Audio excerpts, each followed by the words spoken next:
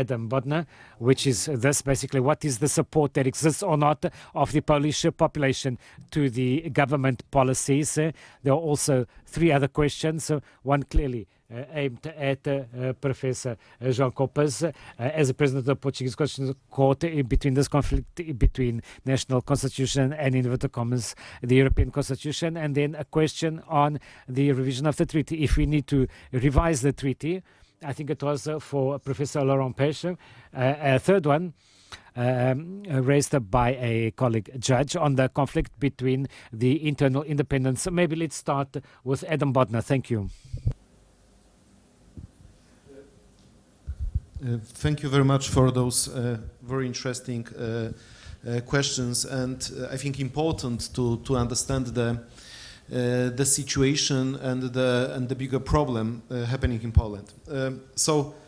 What is the level of let's say popular support towards those changes? First of all, we should start by indicating that when the Law and Justice Party won elections in 2015, it never had a constitutional majority. So they were this ruling party was changing the institutional landscape using only the absolute majority in the parliament. But because those changes have been achieved as a result of a series of legislative actions that didn't take place just overnight, and there were also some situations when the constitution has been violated, those changes were possible to be achieved and to be later on implemented. So as I said in the beginning, in my speech, the most important was takeover of control concerning the Constitutional Court, because when the judicial review has been deinstalled, when there was no independent institution controlling the compliance of the legislation with the constitution, it was extremely easy for the parliament to adopt any laws the government wanted. So at certain point, especially between 2016 and 2019, three institutions responsible for the legislative process, the lower chamber, upper chamber, the president, and the Constitutional Court, were more or less controlled by the ruling camp, and it allowed to proceed with all those changes.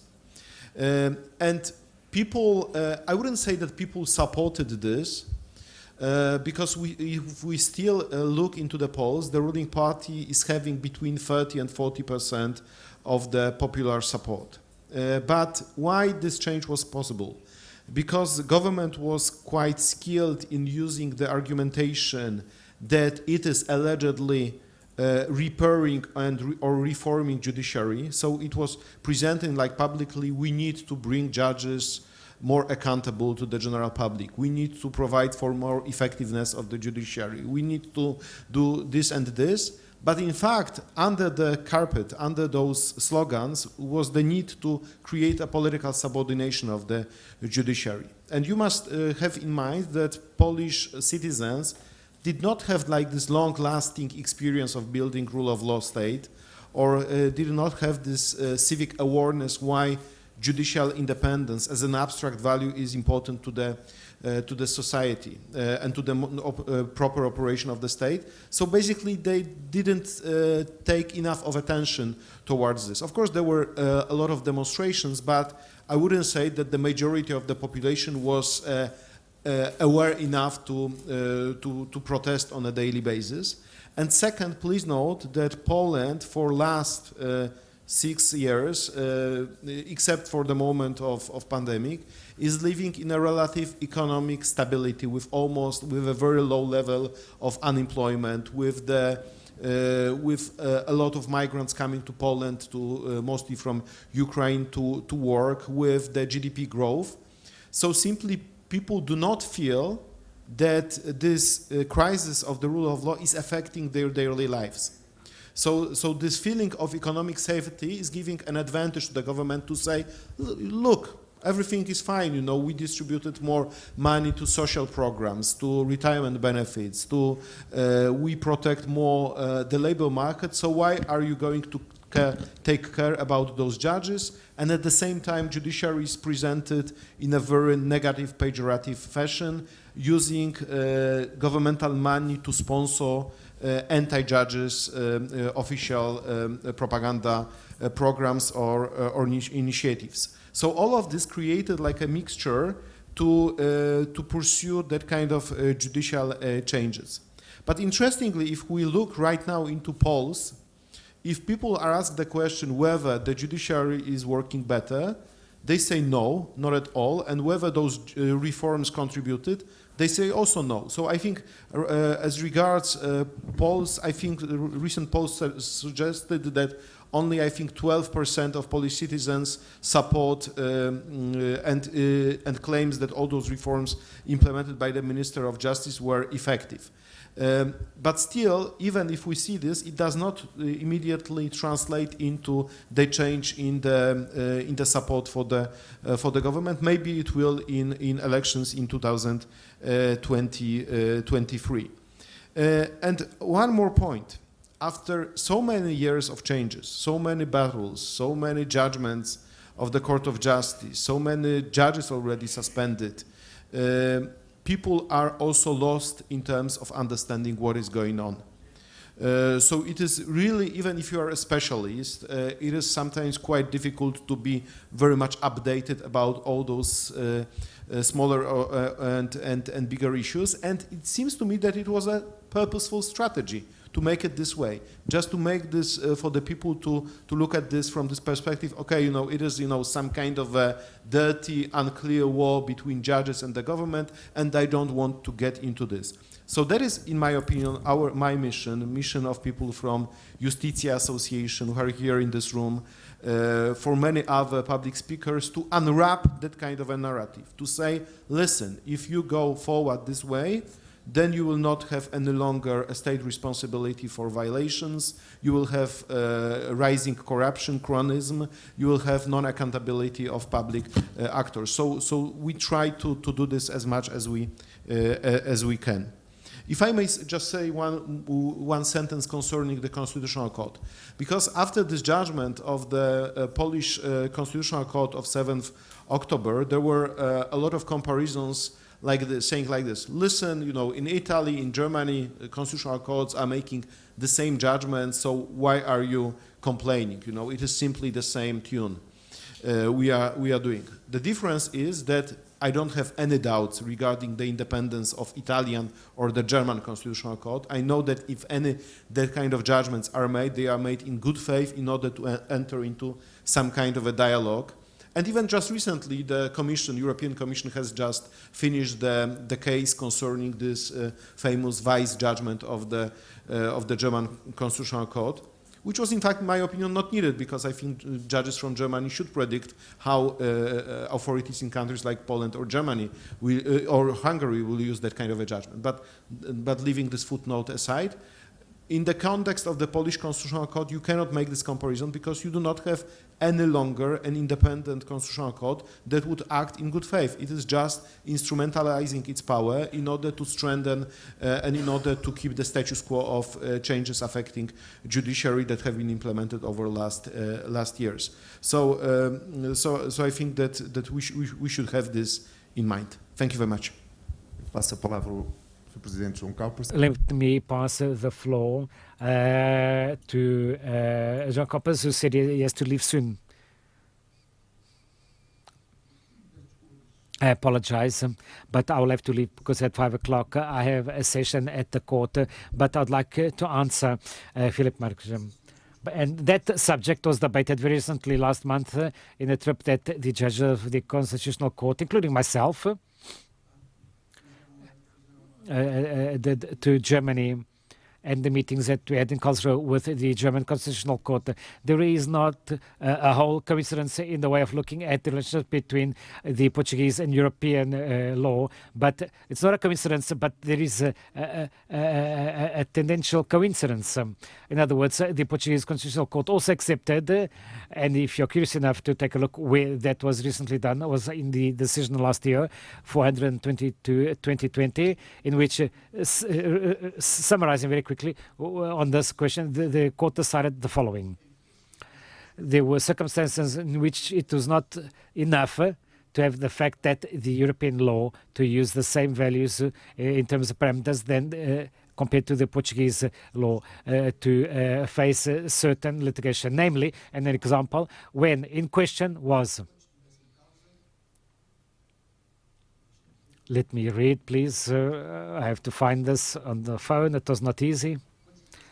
When we had in question as fundamental aspects of the limitation of Portuguese jurisdiction, for example, aspects that had to do with the definition of nationality, delimitation of territory, those aspects, there was a reservation of the Portuguese constitutional illegality. But those were the more important aspects. We never had those cases. The most important cases had to do with fundamental rights. And in those, the conclusion that is most important established in this agreement and this decision was as follows.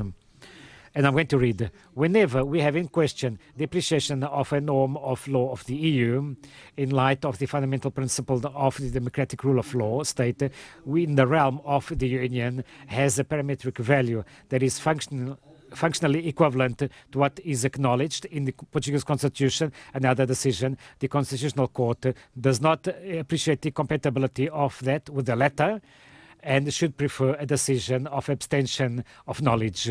So what we consider is that this is the normal circumstance because, in fact, there is a great uniformity of the parameters regarding the fundamental rights in the different European states. So in this case, the probability of this not big enough to ensure the protection of law is extremely low. An interesting development is a case.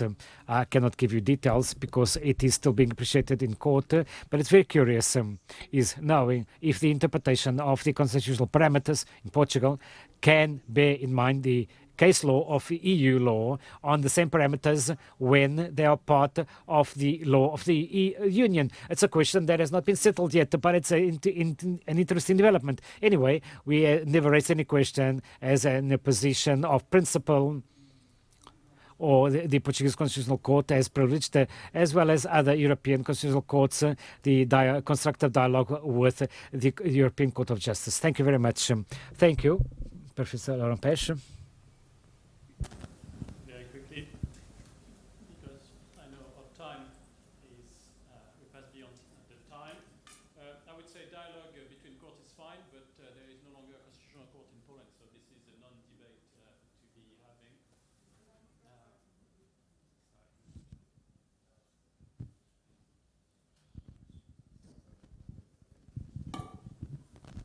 I was going to say, I was going to say the dialogue between courts, that's fine, but there is no longer a constitutional court in Poland as established by the European Court of Human Rights insofar as the rules in unlawful composition. So this is, there is not even a debate to be had about this kind of situation. Cannot be compared at all to the German ruling in any case, because here we have a so-called court saying that they have a sovereign right to be in the EU without respecting the rule of law. So this is about EU membership conditions. There should be no room for a country, whether or not it comes through the capture local court, for a country whose authority no longer recognize that they are bound by EU foundational values such as democracy, rule of law, respect for human rights. So this is not untypical of autocratic authorities to try to muddy the waters. So what they're doing is just trying to confuse us by mixing different aspects. Just very quickly now on the question about the Commission. Do you know the English expression, a bad workman always blames his tools? So to a large extent, this is the Commission, always blaming the tools. Same for the Council, blaming the Article 7, but in fact, a lot more could have been done on the basis of the existing toolbox. The toolbox has never been the main issue. The lack of political will has been the main issue. With infringement actions and Article 7, you can actually do a lot. You can contain rule of law backsliding. You can slow it down very crucially. The mistake of the Commission has been its failure to target the key stepping stones used by autocrats to destroy the rule of law. There is still not a single infringement action targeting the so-called Constitutional Tribunal of Poland. There is not a single infringement action yet. And you need to target the key institutions. You need the disciplinary chamber, targeted but too late. You need to target the special prosecution unit used to bully judges in Poland. You need to target the National Council of Judiciary.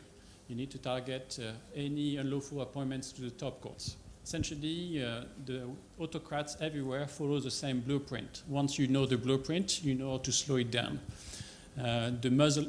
Sorry, I'm just said a short answer, but I could go on and on.